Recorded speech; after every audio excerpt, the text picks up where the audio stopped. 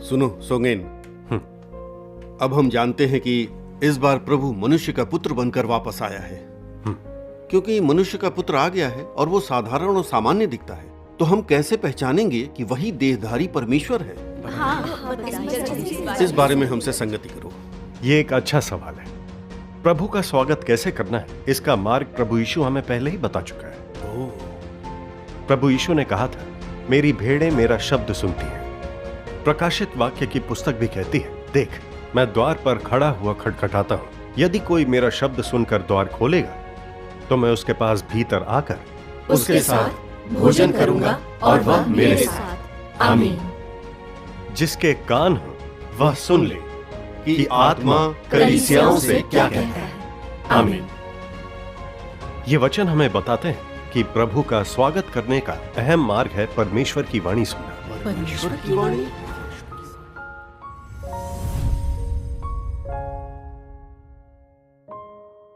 देखो, जब प्रभु यीशु ने पहले प्रकट होकर अपना कार्य किया तो वह मनुष्य के साथ मिलकर रहा। वो नाच सकता था, शादियों में जा सकता था, लोगों से बातें कर सकता था। बाहर से वह एक साधारण इंसान था। लेकिन प्रभु यीशु कई सत्य व्यक्त कर सकता था और लोगों को जीवन का सही मार्ग और सही दिशा दिखा सकता था, जिससे वे पश्चाताप करके परमेश्वर की ओर आ जाएं। बिल्कुल। जैसे कि उसने लोगों को पाप कबूल करना, दूसरों से प्रेम करना और लोगों को 70 गुना 7 बार माफ करना सिखाया।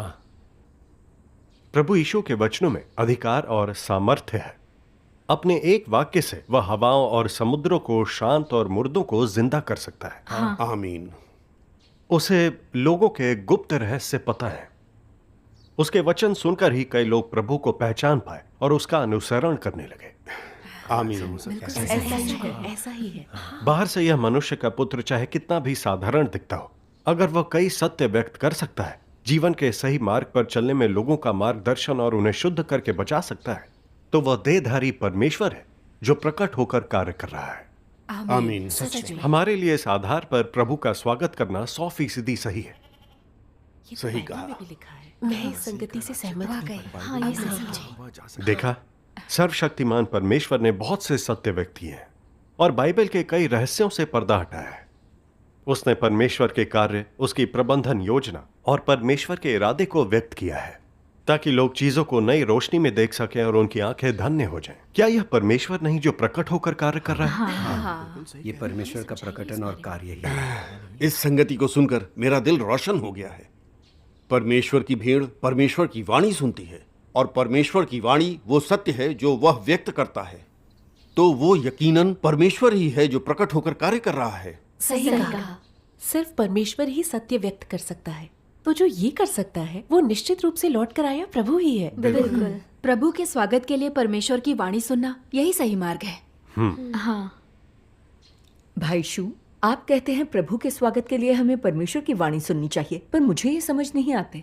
क्या परमेश्वर के सभी वचन बाइबल में नहीं है? क्या परमेश्वर के वचन बाइबल के बाहर भी हो सकते हैं? बेशक, बाइबल पढ़ना काफी है। क्या सर्वशक्तिमान परमेश्वर के वचनों की जांच करनी ही होगी? मुझे ये जरूरी नहीं लगता। तुम कहते हो परमेश्वर के सभी वचन बाइबल में, पर क्या बाइबल में इसका कोई आधार है? क्या प्रभु यीशु ने ये वचन बोले हैं? प्रभु यीशु ने कहा था, मुझे तुमसे और भी बहुत सी बातें कहनी है, परंतु अभी तुम उन्हें सह नहीं सकते। परंतु जब वह अर्थात सत्य का आत्मा आएगा तो तुम्हें सब सत्य का मार्ग बताएगा। आमीन। जब प्रभु अंत के दिनों में लौटेगा तो कई सत्य व्यक्त करेगा। क्या ये सत्य बाइबल में है? नहीं, शायद नहीं। जब प्रभु यीशु ने हमें अब तक बताया ही नहीं है तो ये बाइबल में कैसे हो सकता है? हाँ। सही कहा। अब बताओ, अगर हम सिर्फ बाइबल पढ़ें तो क्या उन सत्यों को सुन सकते हैं जो प्रभु अंत के दिनों में व्यक्त करता है? लगता है हम नहीं। भाई शू, फिर आपने परमेश्वर की वाणी सुनकर प्रभु का स्वागत कैसे किया? हमें इस बारे में बताइए। मैंने सर्वशक्तिमान परमेश्वर के कई वचन पढ़े और फिर मुझे विश्वास हुआ कि उसके सभी वचन सत्य और परमेश्वर के कथन है, तो मैंने उन्हें स्वीकार लिया। प्रभु यीशु ने कहा था कि परमेश्वर की भेड़ परमेश्वर की वाणी सुनेगी। इन वचनों में जरा सा भी झूठ नहीं है।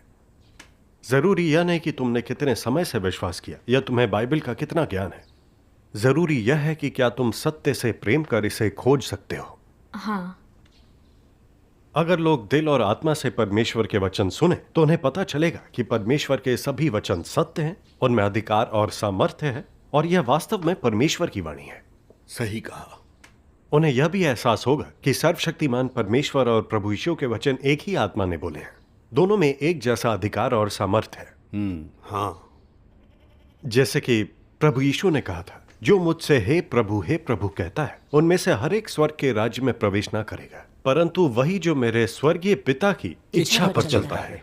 आमीन। और सर्वशक्तिमान परमेश्वर क्या कहता है, मैं पढ़कर सुनाता हूं। बढ़िया। मैं प्रत्येक व्यक्ति की मंजिल, उसकी आयु, वरिष्ठता और उसके द्वारा सही गई पीड़ा की मात्रा के आधार पर तय नहीं करता, और जिस सीमा तक वे दया के पात्र होते हैं उसके आधार पर तो बिल्कुल भी तय नहीं करता, बल्कि इस बात के अनुसार तय करता हूं कि उनके पास सत्य है या नहीं। इसके अतिरिक्त अन्य कोई विकल्प नहीं है। तुम लोगों को समझना चाहिए कि जो लोग परमेश्वर की इच्छा का अनुसरण नहीं करते वे दंडित किए जाएंगे। यह एक अडिग तथ्य है। इसलिए जो लोग दंडित किए जाते हैं वे सब इस तरह परमेश्वर की धार्मिकता के कारण और अपने अनगिनत बुरे कार्यों के प्रतिफल के रूप में दंडित किए जाते हैं। यदि तुम अंत के दिनों के मसीह द्वारा प्रदान किया गया जीवन का मार्ग नहीं खोजते तो तुम यीशु की स्वीकृति कभी प्राप्त नहीं करोगे और स्वर्ग के राज्य के द्वार में प्रवेश करने के योग्य कभी नहीं हो पाओगे, क्योंकि तुम इतिहास की कठपुतली और कैदी दोनों ही हो। आमीन। आमीन। ये वचन अद्भुत है। हाँ। जब मैंने इन्हें पढ़ा तो लगा यह परमेश्वर ही बोल रहा है। आमीन। मसीह ही प्रभु और स्वर्ग के राज्य का राजा है। स्वर्ग के राज्य में कौन प्रवेश कर सकता है और उसे किन मानकों पर खरा उतरना चाहिए, यह रहस्य सिर्फ परमेश्वर जानता है। सिर्फ वही उन पर स्पष्टता से बात कर सकता है। बिल्कुल। आमीन। प्रभु यीशु ने लोगों को स्वर्ग के राज्य में प्रवेश के लिए शर्तें और मानक बताए थे, और अंत के दिनों में सर्वशक्तिमान परमेश्वर ने सभी सत्य व्यक्त करके हमें अनंत जीवन का मार्ग दिया है। जो सर्वशक्तिमान परमेश्वर के सत्यों को स्वीकार कर समर्पण करते हैं वे स्वर्ग के राज्य में प्रवेश पा सकते हैं। आमीन। प्रभु यीशु और सर्वशक्तिमान परमेश्वर के वचन दोनों ही सत्य और परमेश्वर की वाणी है। यह एकदम सच है। सिर्फ परमेश्वर ही स्वर्ग के राज के रहस्यों से पर्दा हटा सकता है। हाँ, मैंने यह भी देखा कि सर्वशक्तिमान परमेश्वर के वचनों में वही अधिकार और सामर्थ्य है जो प्रभु यीशु के वचनों में था। प्रभु यीशु ने कहा था, मैं तुमसे सच कहता हूं कि जब तक ये सब बातें पूरी ना हो लें तब तक इस पीढ़ी का अंत नहीं होगा। आकाश और पृथ्वी टल जाएंगे परंतु मेरी बातें कभी ना टलेंगी। आमीन। सर्वशक्तिमान परमेश्वर कहते हैं, मैं ही आदि हूं और मैं ही अंत हूं। मैं ही पुनर्जीवित और संपूर्ण एकमात्र सच्चा परमेश्वर हूं। मैं तुम लोगों के सामने अपने वचन बोलता हूं और जो मैं कहता हूं तुम लोगों को उस पर दृढ़ता से विश्वास करना चाहिए। स्वर्ग और पृथ्वी टल सकते हैं लेकिन मैं जो कहता हूं उसका एक अक्षर या एक रेखा भी कभी नहीं टलेगी। यह याद रखना, इसे याद रखना। मेरे बोल चुकने के बाद एक वचन भी कभी वापस नहीं लिया गया है और प्रत्येक वचन पूरा होगा। इन सभी नई चीजों का प्रकटन और जन्म सृष्टिकर्ता के अधिकार और सामर्थ्य का प्रमाण था। वह अपने वचन का पक्का है और उसका वचन पूरा होगा, और जो वह पूरा करता है वो हमेशा रहता है। यह तथ्य कभी नहीं बदला। ऐसा ही यह अतीत में था, ऐसा ही यह आज है और ऐसा ही यह अनंत काल तक रहेगा। आमीन। आमीन। आमीन। सर्वशक्तिमान परमेश्वर के वचनों में कितना अधिकार है। बिल्कुल। सच में है। सर्वशक्तिमान परमेश्वर और प्रभु यीशु के वचनों में परमेश्वर के वचनों का अधिकार है। इससे साबित होता है कि इन्हें एक ही आत्मा ने व्यक्त किया और इनका स्रोत भी एक ही है। हाँ। सही कहा। परमेश्वर के अलावा किसकी हिम्मत जो कहे कि उसके वचन कभी नष्ट नहीं होंगे। कोई भी नहीं। हाँ, परमेश्वर का एक ही आत्मा है और सिर्फ एक ही परमेश्वर है। यह परमेश्वर ही है जो सृष्टिकर्ता की पहचान के साथ बोल रहा है। सच में ऐसा ही है। मुझे भी लगता है यह परमेश्वर की वाणी पहचानने का काफी सटीक तरीका है। सर्वशक्तिमान परमेश्वर के वचन प्रभु यीशु के वचनों जैसे ही हैं। उनमें अधिकार और सामर्थ्य है और वे कई रहस्यों का खुलासा कर सकते हैं। उनका स्रोत वाकई एक है दोनों ही परमेश्वर का आत्मा है जो कार्य कर रहा है। आमीन आमीन। बिल्कुल, मैं कह सकती हूँ कि सर्वशक्तिमान परमेश्वर और प्रभु यीशु के वचन सत्य हैं और एक परमेश्वर द्वारा बोले गए हैं। हाँ, सच में मैं भी ये कह ऐसा सकती ही हूँ। है। ये मुझे परमेश्वर की वाणी क्यों नहीं लगती? क्या ये मनुष्य की शब्द नहीं है? मेरे हिसाब से बाइबल के वचनों में सबसे ज्यादा अधिकार है। सिर्फ बाइबल में दर्ज वचन ही परमेश्वर के वचन हैं। आमीन। मुझे समझ नहीं आ रहा, ये तो मनुष्य के शब्द ही हैं। इसे परमेश्वर की वाणी क्यों बता रहे हैं? वाकई मनुष्य ऐसे वचन नहीं बोल सकता। ये परमेश्वर की वाणी है। जब प्रभु यीशु ने प्रकट होकर कार्य किया तो उसने कई वचन बोले। क्या ये वचन पुराने नियम में दर्ज थे? नहीं। सही कहा, वो पुराने नियम में दर्ज नहीं थे। मगर प्रभु यीशु जो सत्य व्यक्त करता है उन्हें नकारा नहीं जा सकता। सत्य से प्रेम करने वाले ही प्रभु यीशु के उपदेश सुनना पसंद करते थे और उसका अनुसरण कर पाए। यह पर्याप्त सबूत है कि परमेश्वर की भेड़ उसकी वाणी सुन सकती है।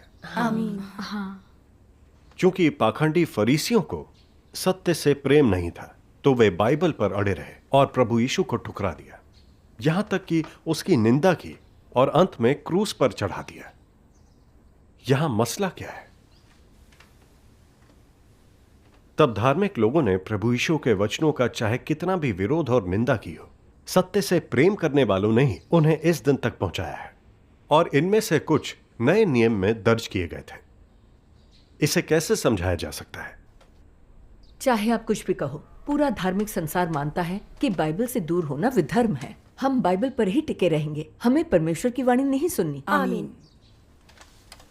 भाई बहनों, इन दिनों न जाने कितने ही विधर्मी झूठे मार्ग हैं। हमें थोड़ा और सावधान रहना चाहिए बिल्कुल। ताकि हम गुमराह होने से बच सकें। हाँ, सुनिए एल्डर लाई, आप बाइबल को अच्छी तरह समझती हैं, तो आपको गुमराह होने का कैसा डर? हाँ। अगर आपने गुमराह होने के डर से सच्चे मार्ग की छानबीन नहीं की तो प्रभु का स्वागत कैसे कर पाएंगी? बिल्कुल। अगर प्रभु वाकई लौट आया है और अगर हम सुनते पढ़ते नहीं हैं, तो ये हमारा नुकसान नहीं होगा। बिल्कुल। हमें सुनना चाहिए। हाँ, आगे सुनते हैं।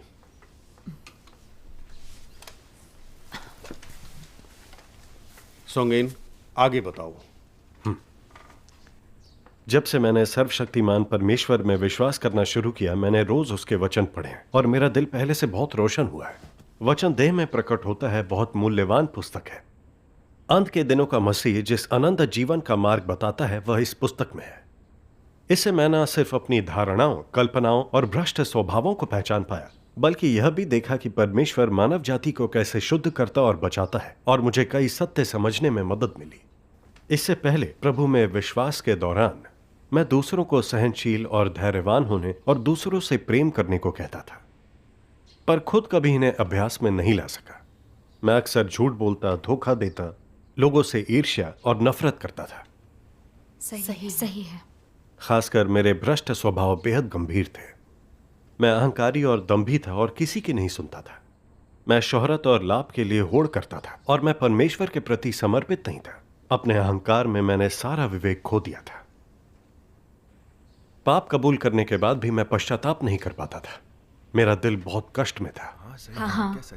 क्या हम भी ऐसे नहीं हैं? हाँ, बिल्कुल। इनकी बातों को सुन। सर्वशक्तिमान परमेश्वर के वचन से जाना कि अगर व्यक्ति अपनी पापी प्रकृति ठीक नहीं करता तो वो कभी अपने पापों से मुक्त नहीं होगा। हाँ।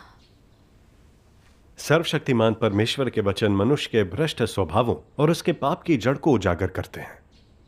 मैं पूरी तरह से आश्वस्त हूं। इन्हें जितना पढ़ता हूं मेरा दिल उतना ही रोशन हो जाता है। परमेश्वर मनुष्य के दिल की गहराई से जांच करता है। आमीन। सिर्फ परमेश्वर ही मनुष्य के भ्रष्ट सार और उसकी भ्रष्टता को इतनी अच्छी तरह उजागर कर सकता है। लोग परमेश्वर के सामने दंडवत होते हैं और उसके न्याय और ताड़ना को स्वीकारना चाहते हैं। उसके आयोजनों और व्यवस्था के प्रति समर्पण को तैयार हैं और परमेश्वर के वचनों ने उनके दिल जीत लिए हैं। आमीन।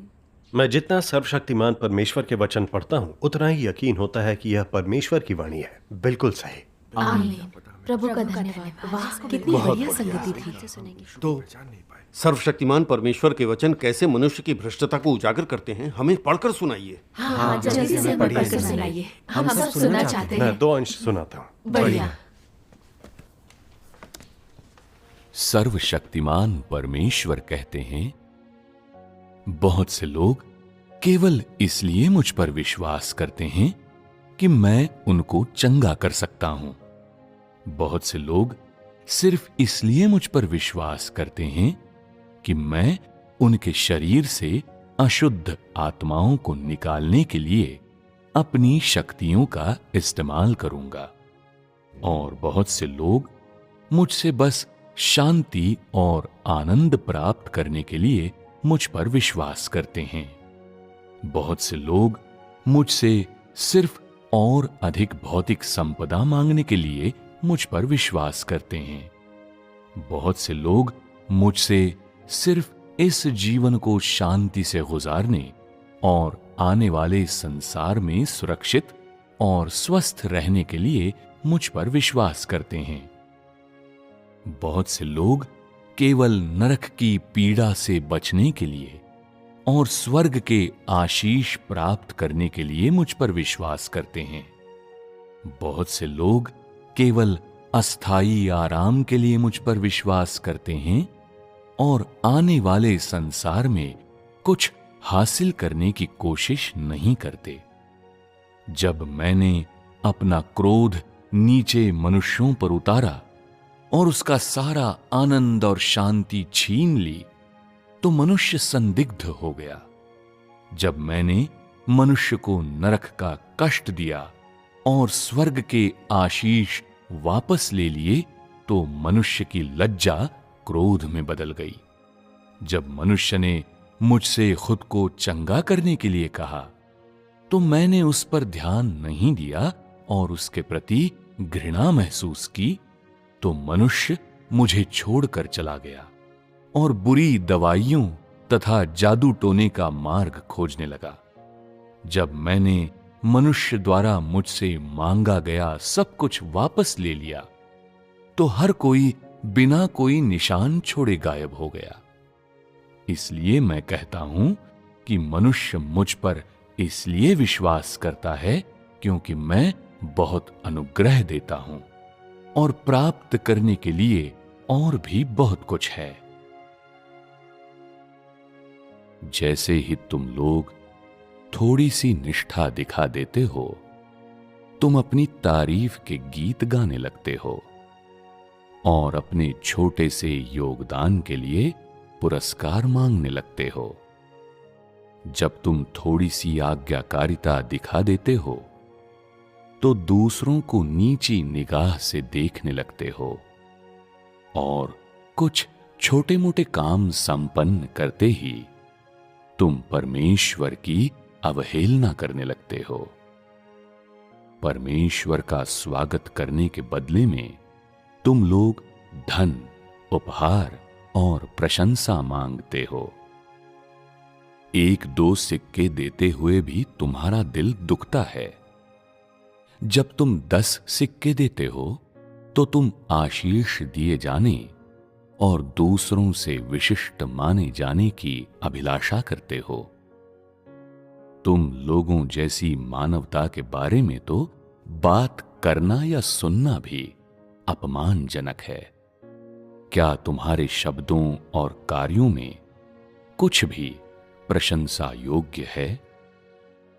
जो अपना कर्तव्य निभाते हैं और जो नहीं निभाते, जो अगुवाई करते हैं और जो अनुसरण करते हैं, जो परमेश्वर का स्वागत करते और जो नहीं करते, जो दान देते हैं और जो नहीं देते, जो उपदेश देते हैं और जो वचन ग्रहण करते हैं, इत्यादि, ऐसे सभी लोग अपनी तारीफ करते हैं। क्या तुम लोगों को ये हास्यास्पद नहीं लगता? हेलो, पुलिस थाने से बात हो रही है? यहाँ एक आदमी है जो चमकती पूर्वी बिजली के उपदेश दे रहा है। भाई ली, एल्डर लाई ने पुलिस बुला ली। वो पुलिस कैसे बुला सकती है? यहूदा यही करता। सब लोग भाग जाओ। सुंगेन, जल्दी जाओ।